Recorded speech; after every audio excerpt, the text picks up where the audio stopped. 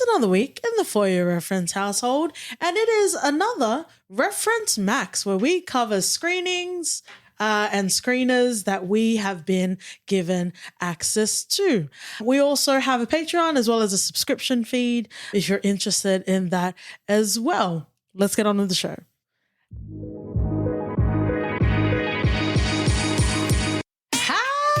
Ho, friends and lovers, welcome back to the For Your Reference podcast. You got your host Katie and Dutta. And like we said, this is Reference Max. This is an interview Ref Max sandwich, OT, if you're nasty. Open up wide. I know you need a stretch after all that old man action with that chicken wing De Niro. Friends and lovers, go and check out our Equalizer episode. For all of those listening in a linear timeline, there is still the WGA SAG-AFTRA strikes.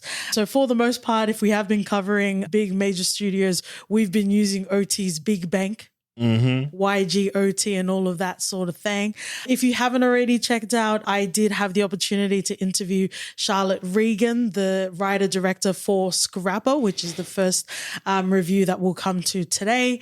Shout outs to the team at Nixco for setting up the interview as well as access to the screener as well as Madman Films. It's nice to start off with some working class joy, isn't it? Sure is. I like to think I'm Julian Dennison, but I think you're the Ricky Baker, and I'm not talking about Boys in the Hood Ricky Baker. I think I fit more of the grumpy old man aesthetic, but let's get into the review with the format. I guess unless you want to talk about in the other reviews, but this will be non-spoiler, yeah? Yeah, non-spoiler. All right, you want to kick us off with your overall first impressions? Yeah. A poignant tale of rediscovery.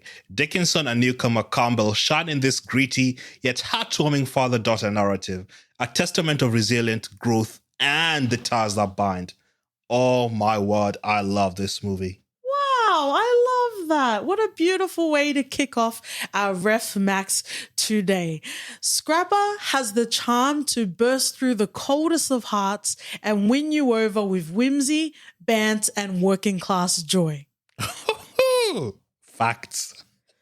Oh, you know what? Every so often, no, really, more than often, it's nice to be able to watch a film through the lens of a child, you know, and like even being able to talk to Charlotte Regan and, you know, there's so much shit that, you know, as kids you go through, especially in working class sort of environments that you don't even realize is potentially fucked up or at least, you know, way too much than a kid should have to handle. Obviously, I want to talk a little bit about grief in this film, but it's like, it's so cool to just like link up with your mates, you know, maybe borrow a bike that isn't yours, you know, like just get into some nonsense.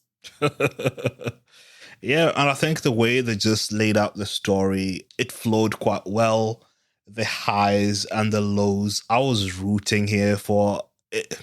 You know, I don't think I've been taken on such a emotional roller coaster throughout. I really did love this movie. Campbell just was amazing. Yeah. Oh, absolutely. Lola.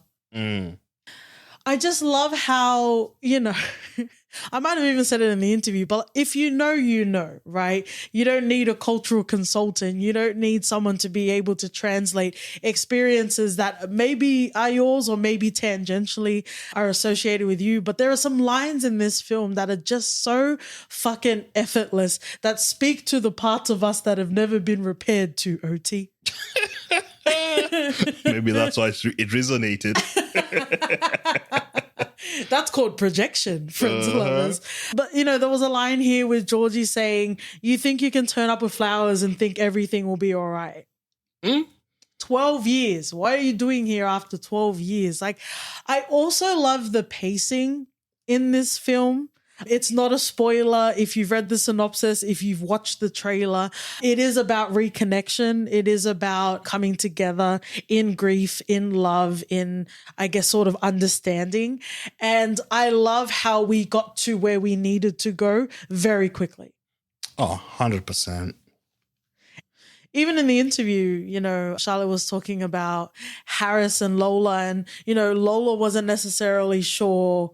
She's like, I think he's cool, but, he'll have to win me over. And that's kind of how it felt in the film. And I think it's a beautiful way to lead, lead with curiosity, but also, keep your wits about you, keep your head on the swivel, so to say. Mm-hmm. It's just so great, great pairings all around. I did say it at the end of the interview that Charlotte is my favorite Charlotte. Eventually we will get to After Sun. I know that's an A24 letterbox hashtag film Twitter darling. But for now, I'm just happy to stay in the waters of Scrapper. Nice. All right. Are you ready to move on to the next review, OT? I am.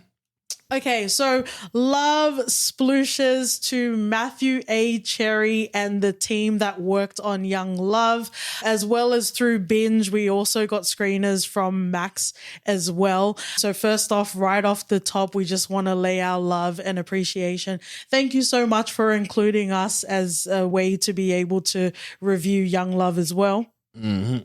For those that are unfamiliar, this is associated in the cinematic universe of the Academy Award winning short film Hair Love. We've got such a talented cast in way of Issa Rae, and I could really stop there, but obviously we won't keep stopping there. Kid Cudi, Sheryl Lee Ralph is also on this. Tamar is on this as well. And the rising talent of Brooke Monroe Conway. Wow, wow, wow, wow, wow. How are you feeling about having this series, being able to watch this series, and for everyone else to experience this series? Young Love will be available on September 21st in Australia as well as the US. Steering through the whirlwind of millennial parenthood and societal pressures, Young Love presents a captivating journey of the young family. Its wit, charm, and raw insights make this series not only an essential watch, but a relatable treat for viewers of all ages. I love that. I absolutely love that. And, unfortunately, the Wonder Years got cut. But I thought of Wonder Years the same time that we were watching Young Love. Right? As well. Because it's nice to have... there can be more than one. Maybe not, but apparently not. Yeah, but you would hope that there can be more than one. And even reflecting on when we first watched Hair Love and how emotional it was watching that. And I'm not Black, so I don't have that sense of. They even covered it in the show as well of having a hair journey. And, even while we're here, shout out to Matthew A. Cherry and working on Swagger because they talked about a hair journey as well. But there were so many universal themes that I could also latch onto as well that made this show so fucking beautiful. Yeah. You just do it until you see the swoosh on my head next time. Baila, baila, baila! There aren't many shows with a young audience that doesn't talk down or water down issues and dialogue. Young Love will find its way into your heart with its assured pen and dynamic performances. Oh, nice. I cannot overstate how much I loved, enjoyed, and cannot wait for people to experience this show.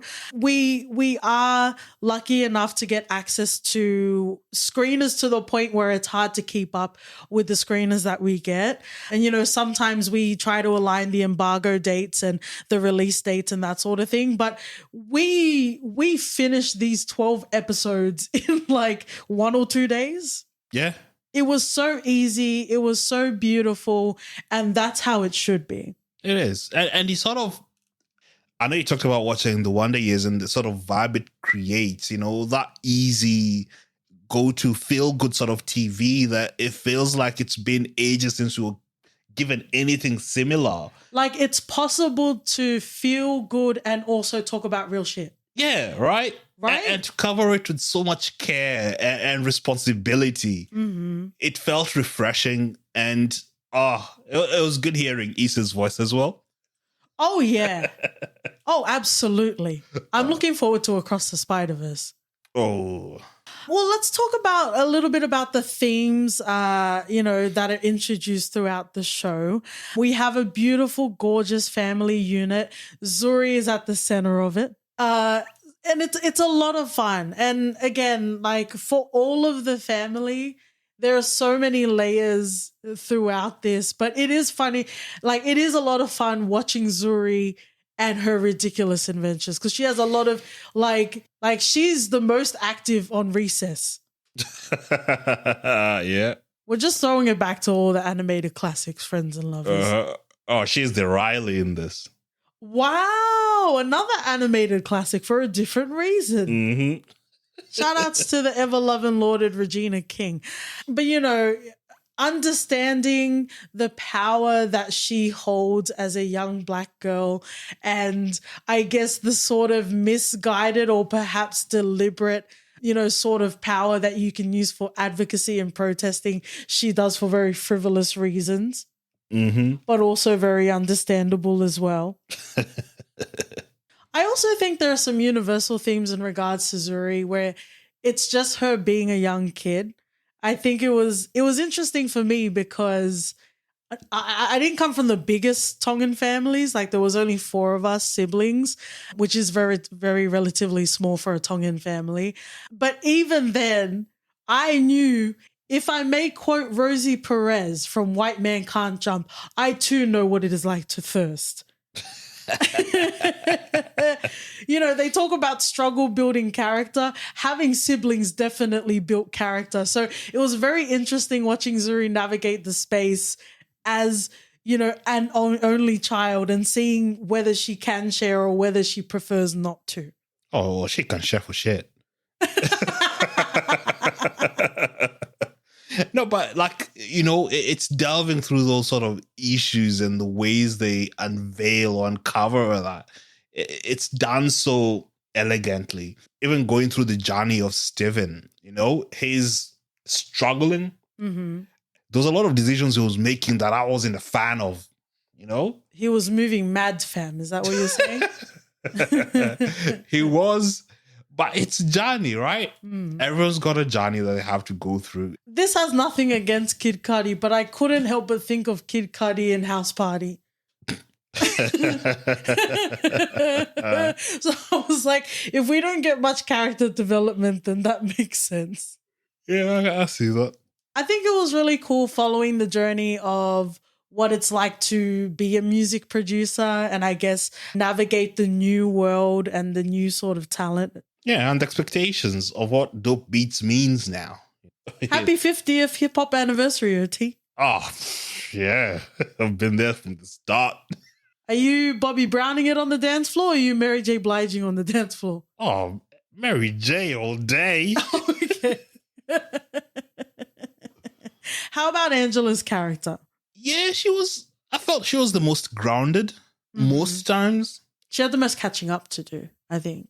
Rightfully so. Mm. There was a minute where she wasn't there, but we're not spoiling anything, but it's more seeing her trying to catch up and trying to make up for lost time and all, it makes you think, right?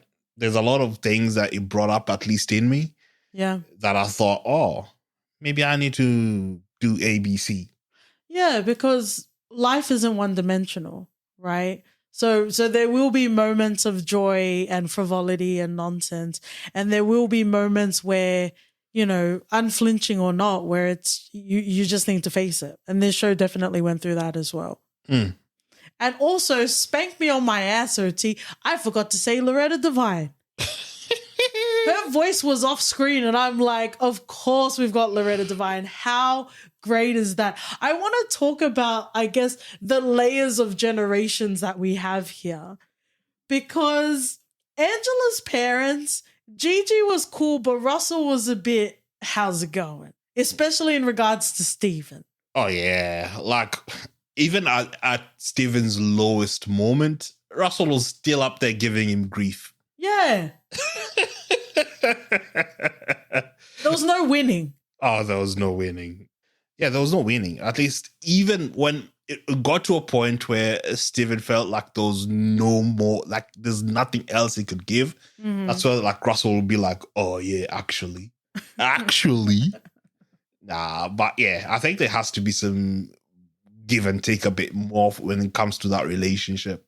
Oh, absolutely. But it was so beautiful to be able to experience this. And, if you're the type to wait and binge it, I would just say watch the episodes as they come out, because it really is such a great experience to be able to get into, and also support Black creatives and Black storytelling weaved into love. Precious was a time, but we need to support Black storytelling now. Uh-huh. Ain't that right, Big Daddy? Wow. Is there anything else you want to say about Young Love before we move on? No, it was just exciting to see it, and hopefully we do get a second season soon. I'm jumping the gun here, but yeah, it'll be really good to continue this journey. Thank you for the grace and love and humor to Matthew Cherry and the team and everyone that worked on Young Love. Mwah! All right, well, let's get to the last of the reviews in our Ref Max today. I kind of feel like I might want to dabble into spoilers, but I guess we'll see how much of an appetite OT has, and I guess how much of his appetite lives inside if you're nasty. Shout outs, love and splooshes to Liv from Mad Men Films for the screener. To It Lives Inside. There isn't an embargo, so if you do want to go into spoilers, we can. It will be in Australian cinemas from the 21st of September. Thoughts? Feelings? Inner demons, maybe? It Lives Inside offers a unique blend of Hindu mythology and modern horror. While it treads familiar ground, the cultural narrative adds a fresh spin. Worth a watch. Just wish it carried the same intensity through to the final act. I think I could have predicted that final sentence when you said, worth a watch. That was a verbal shrug. No, it wasn't. Like, I was excited about this movie. Same. I was really excited. And producer of Get Out as well. Yeah, and it started so strongly, and I was like, yes, I'm here for this. It felt fresh. It felt new.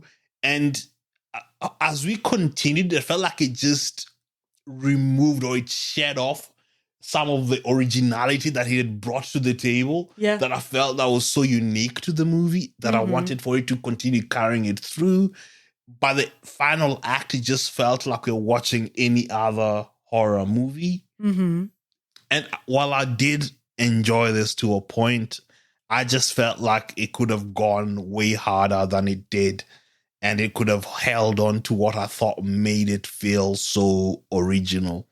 Yeah. You pretty much got my impressions, but let me get into mine. There was promise of weaving Hindu mythology through the very relatable immigrant experience. Slick visuals carried the vision, but leaning on tropes refrained the overall payoff. I just wish. Is that okay to wish for more? I think before we even talk about the film, we need to talk about, I guess, the constant sort of, conflict that we're at, because we're at the intersection of Black and brown watching of a brown horror film, because they are two different things. Supporting a film and critiquing a film are two different things, right? I wholeheartedly support this film, but I also would like to discuss what worked and didn't work with it.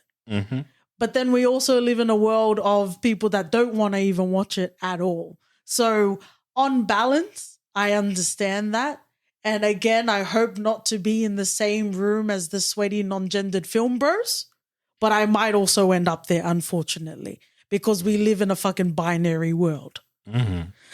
But I guess what I want to say about that is, it's not just because of Get Out that everything gets compared to Get Out and everything is the sunken place, right? Even though, there is mention of the producer of Get Out, working on this film. But I think just to do the thing isn't enough to, I guess, have a commentary on the thing. I agree with what you're saying. Is there anything you want to say in general about the commentary of by default feeling like you have to love something and potentially not being able to discuss it? Is there anything you want to say about that? I feel like I struggle with that through a lot of the things that I watch. Everything gets a +10. No, like it is a real thing that you have to consider. And while I was watching this, you know, there is that support that you have to give, you want to give. And whilst I did enjoy this movie, I can still say that there were aspects where I thought, or there were moments in the movie where I thought it didn't really reach the heights that I expected it to. Especially with such a strong start. And that's sort of sad because I really was eager and excited, and for it to just sort of peter towards the final was disappointing. But it's a journey, isn't it? Life is a highway, am I right, OT? I guess while we're also here, love and splooshes to writer-director Bishal Dutta. I would love to watch/read interviews about how he approached the film, because I do wonder, but it is an independent film, so I'm not sure if there was any sort of additional notes or that sort of thing, but we're going to get into storytelling now. Eventually, I do kind of want to spoil near the end or maybe even now, so I guess OT, you can be our spoiler conductor. But I want to talk about storytelling because I think for both of our initial first impressions of this film is that it had something very special, you know, unless you're a Shah Rukh Khan baby and you're watching all of the Bollywoods, you know, even for us in our household, we are very new to Hindu mythology, right? So it is a unique perspective in regards to film as well as the horror genre. So that is very interesting in and of itself. And you know there's going to be a lot of great lore in regards to that. When I talk about the storytelling in this film, when I talk about the tropes, I talk about not just the immigrant experience, but just like the not fitting in, putting down other people around you, getting bullied, trying to, you know, get your little kisses and your smooches on the swing and that sort of thing, right?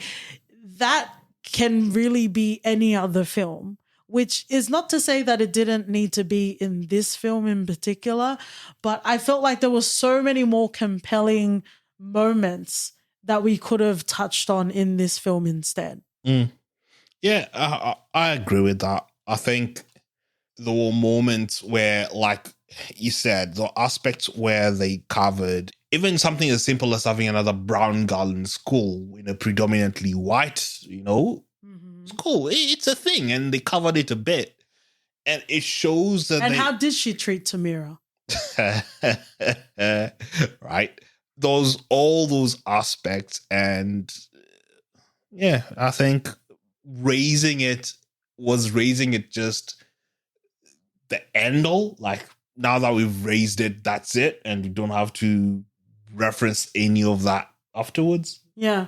Or is it just a meal of, you know, ticking the boxes? But then that could have just been a middle America, white bread American horror movie. It didn't need to be It Lives Inside, because evidently it lives in Haddonfield. It lives on 13th Street. It lives everywhere. Wow. You can't even reference Haddonfield with the way you came for the last movie. Just show him your tits. I guess before, because I do kind of want to talk a bit more deeply, so I'm going to say spoilers soon, but before we do that, I want everyone to be able to hear love and splooshes to Betty Gabriel. Wherever we can see her, be it Get Out, be it Upgrade, be it It Lives Inside. The love of Betty Gabriel lives inside of all of us, friends and lovers. This isn't a spoiler. I just want to say, even though I am very new to Hindu mythology and the lore and demons and that sort of thing, even I had some sort of expectation, right? And we're going to get into spoilers because we're going to talk about character design and that sort of thing. You know, all I have of like two references. The first one is the goddess of war, I believe, and destruction. And how fucking cool is that? Kali. And she's holding scalped heads and shit. She's like got necklaces of like sculpt heads and shit. And that's one of the gods that they worship. So I was like, okay, I'm in for this, friends and lovers. Let's get into it. I could only imagine what the demons would look like. And then my other reference was the Neil Gaiman TV show adapted American Gods. We had Mama G in there. How cool was her character design? Yeah. Right? So spoiler. Pisacha.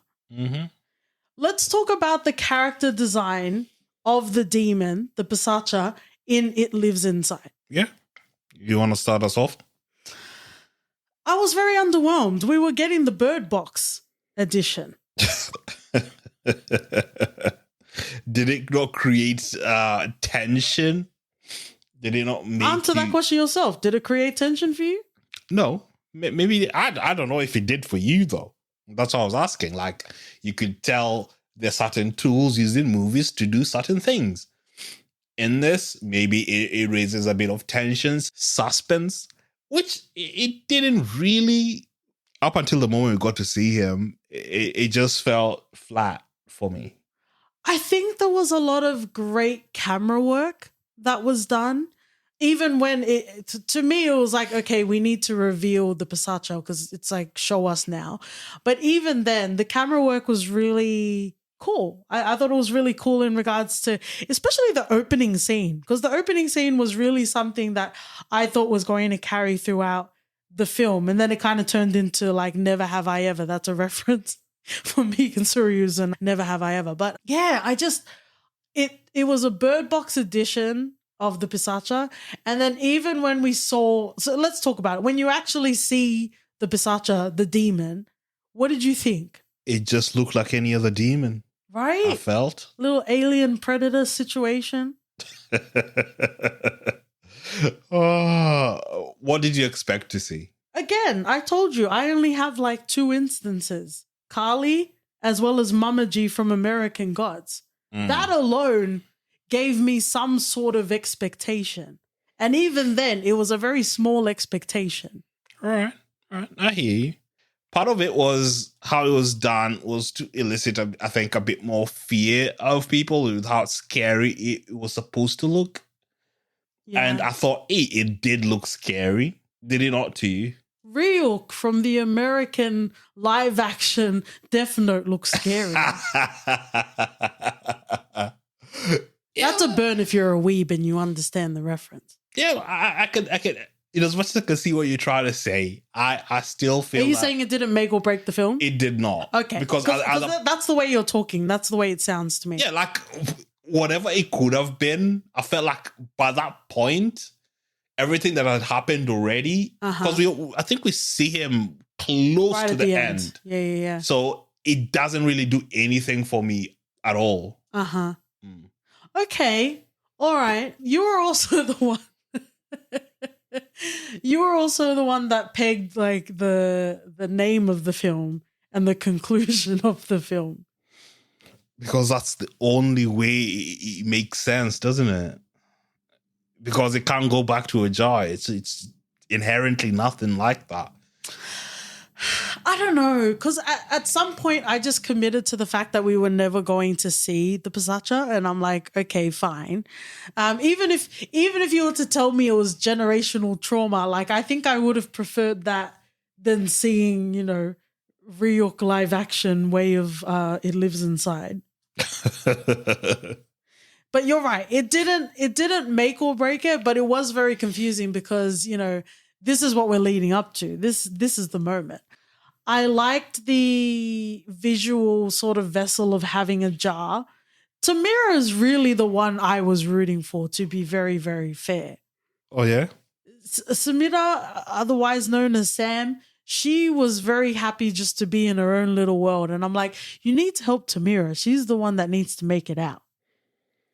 Yeah, she was moving like, I don't even know at what point does the duty of care of the teachers or friends needs to come into the picture. It was like... What do you mean? Betty Gabriel was calling her late at night to read her law that she should have known herself. It's like we were watching Candyman and man was walking with a rotten arm, and no one saying out shit. In the Publix. his whole arm. Yeah. So, man, talk about these things. No, but yeah, I think Tamira, I wanted to see a bit more, interaction with Sam in that regard. Mm-hmm. And when it comes to Joyce, Betty Gabriel's character, I think her proximity, or at least her closeness with Sam, showed that Sam would rely on her for early troubles. But then I was like, okay, cool. You talk to Sam, and this is the issue, right? Because the mom, and I think maybe this is a lot of because there was already conflict with the mom, right? From the get-go, the mom was just always down on Sam. You could explain it as culture. I would say it's the other way around.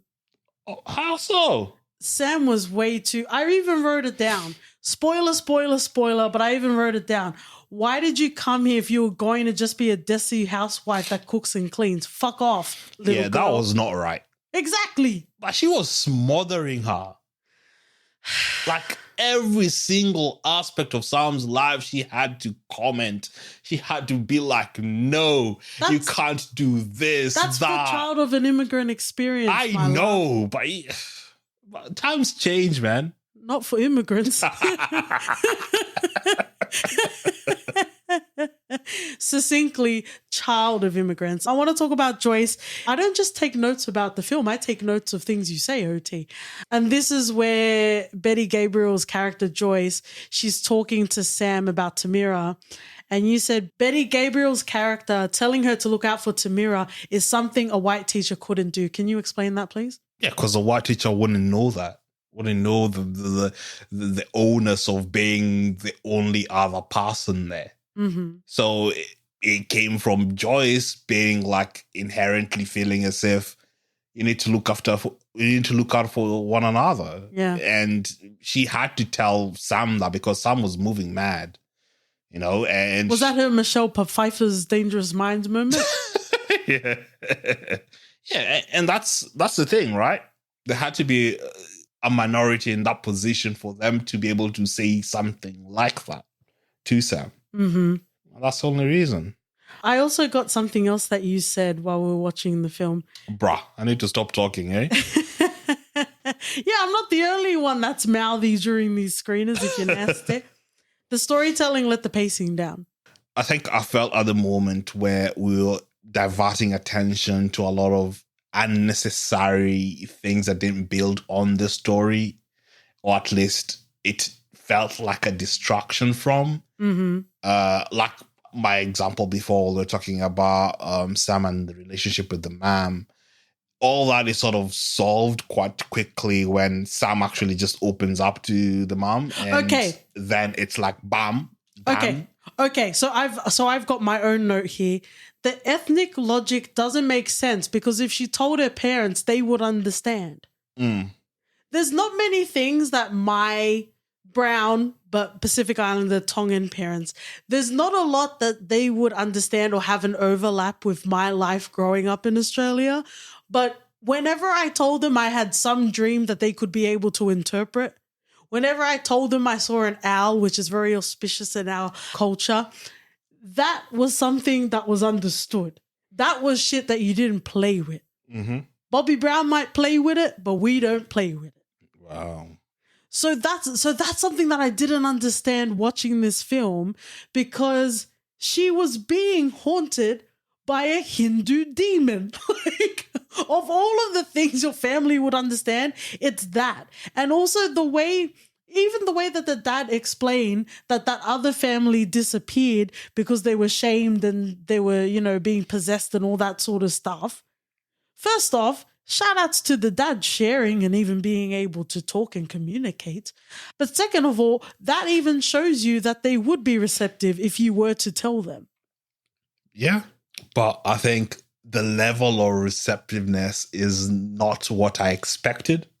What do you mean? Like, I don't know. Maybe it's my mind that's a bit weird, because at least when when someone's introduced to a world and they fight it because the logic doesn't conform with what they think they know, I'm usually like, just buy into the world, you fucking dickheads.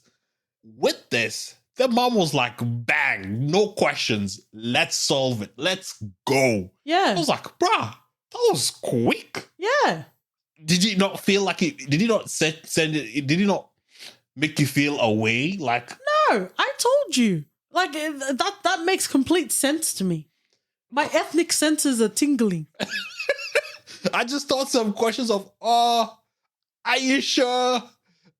I don't know. Something else. I don't know. It just felt. If you told your parents that you saw a East African / Kenyan demon, wouldn't they believe you immediately? Nah, they'd be like, bro, you're sick. They'd be like, bro, you look in the mirror.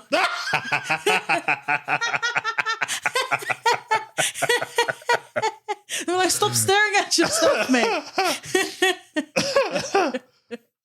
But yeah, like, fair play. If you felt like it was natural and it vibed, I just felt it was like we spent so much time with the Betty Gabriel stuff, and because Betty Gabriel gave us that aspect of it. Oh, you must be seeing things, or do you need help? It must be the trauma.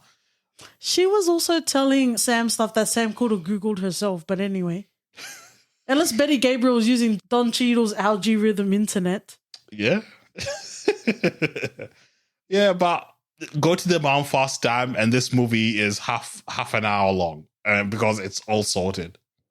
Man, but I'm even remembering through her wardrobe in little moments, you'll see those eyes and how fucking scary it was. You know what I mean?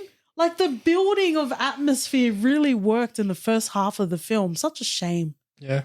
But gotta say, I loved Sam's relationship with the dad. I felt like it was, just someone to listen to her without all the judgment. I feel like a lot of people need that. I'm judging. I guess that's why you're the mom, bruv. You're the white fella that doesn't make it.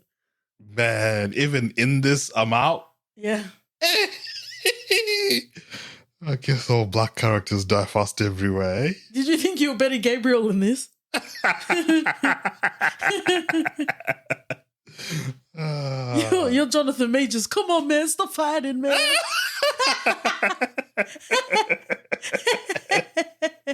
Now I've just dated the episode. Friends and lovers. I don't know if there's anything else you want to say, but I just want to quickly talk about, I know you said it wasn't a make or break, and this will probably apply to this too, but it annoyed me that the power of friendship saved the day. I thought it was better implemented than Martha, so. Still hurts, hey? It does.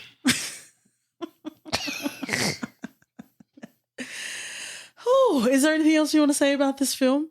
No, overall, a good movie with some qualms. It started off so strongly, and you buy into the characters and the world quite quickly. And the way it was shot, it did build suspense and tension, and it felt like it was going to be the It horror movie, and it felt like it was going to be something really special. But it stopped at good, and good is still good is okay. Yeah. Good is okay. Good is okay. Well, we hope you're good and okay, friends and lovers. Thank you for joining us another week in the For Your Reference household. Upcoming, we have the interview with Zoe McIntosh for the film documentary Stylebender. And we also have some more Ref Max's screenings and screeners that we'll be catching up on as well. Mm-hmm. If you would like to run up, pull up, catch up on us on Twitter, Instagram, and Spillware, and Blue Sky, we're at For Your F Pod. Write us an email at hello@f4podcast.com. We're also on OT is the Kenyan Demon podcast if you'd like to. I need to tighten the ship. I'm not even going to touch that. If you'd like to leave a rating and review, and we'll see you guys next week. See ya. Bye.